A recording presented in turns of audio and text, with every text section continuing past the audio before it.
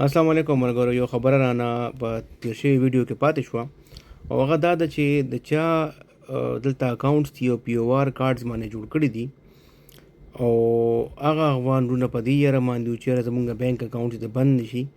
نو منسټري اف انټیریر او سفران چې دونه هغوی یو لیټر کړی دی سټیټ بینک ته او ټول بینکونو ته چېرې چا سره پی او آر کارډ دی او هغوی چې نو بینک اکاونټ جوړ کړي دي نو هغه به نه بندوي او هغه به هر قسمه ټرانزیکشن دپاره کولو ساتئ. نو دا د ټولو نه ښه خوشخبري ده کوم خلکه یریدل چېرې زمونږ بینکس به چې نو هغه بند شي او لکه بیا به چې نو مونږ ته چې نو د ټرانزیکشنز او د پیسې روباسلو چې نو هغه مونږ ته موقع نه میلاویږي، زمونږ کاروبارونه به ټپ شي.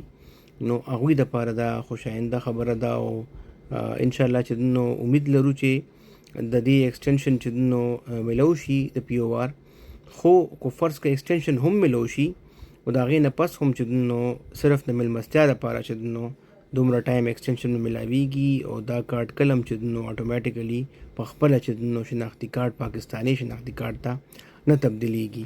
نو دا خبره چې نو مازغو کې وساتئ. ډېره مهرباني. السلام علیکم.